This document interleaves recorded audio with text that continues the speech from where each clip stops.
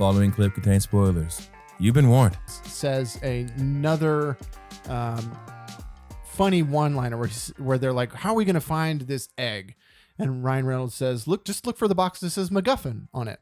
So if you don't know what a MacGuffin is, that is a film term for the object of desire in a movie. It's the thing that everybody's after. It's a movie term where it's like a shorthand thing that people in the industry say, oh, this is a MacGuffin movie. The MacGuffin is this and whatever. And so the eggs are the MacGuffin of this movie. And so it was a great little line that I laughed out loud when it happened. And my wife was like, what? That line wasn't funny. Like, no, it was. It's an inside joke for all the film buffs out there. So I thought that was funny. And so they go through and they find all of they find the egg. It's in some box and it says Cleopatra on it. Yeah. And they get it. And then fucking the bishop shows up again. So at this point I'm like, how the fuck does she keep showing up all the time? I followed you. How? We're going to notice a plane behind us. We're going to notice a boat behind us. Yeah, we're going to notice somebody walking in the woods behind us. Woods. In the jungle. Yeah. How the fuck does she keep showing up?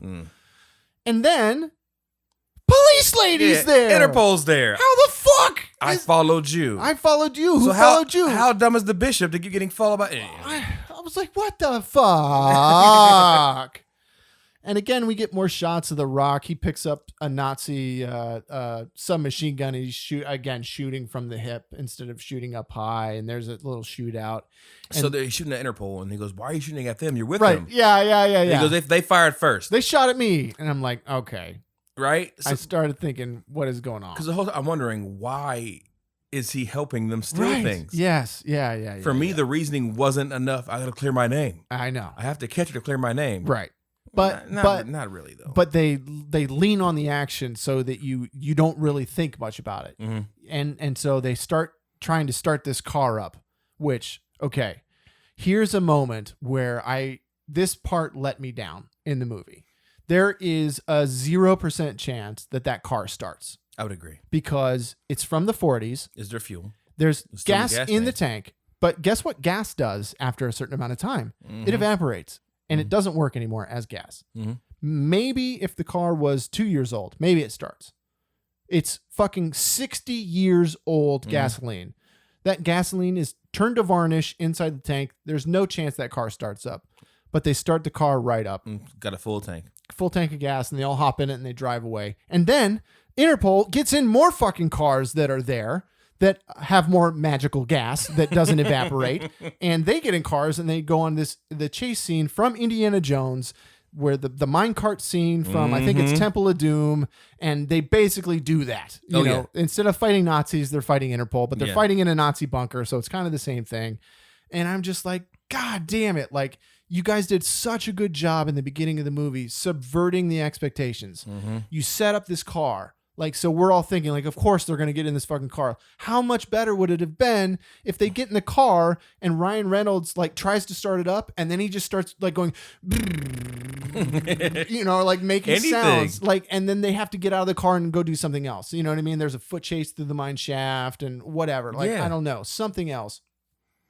Or maybe the car just goes and dies real quick. You know what I mean? And something. Comment on how there's no gas that lasts. Right. Like I didn't think it would make it this far. Yeah. You know what I mean? Something along those lines. Like, I didn't even think it would start up. You know, something like subvert that. That part just made me mad because it was like there's no way that works. And the chase scene, it didn't look that great. It didn't look that great, except for the one shot where the guy gets blasted by the rock, he holds him over the side and gets hit by, like, that dude is fucking dead. Oh yeah. Way to go, Dwayne the Rock Johnson! You just murdered a guy from Interpol. Like, good job. Doesn't care. Yeah. Yeah, so this is, again, as the movies from the rocket point is kind of going down for me. Mm-hmm. I'm like, I don't know if I like this movie. I really like. It's got some good. It was up and down. It was up and down for me. I laughed a lot, but like, you know, like because I'm thinking the whole time, is this worth watching? Right. Yeah. And first I'm like, yeah. Then I'm like, kind of like, I don't know now. Like, as a whole, you're like, right. I'm kind of going back and forth. So. For full episodes, find us on your favorite podcast provider. Check us out on flicksworthwatching.com.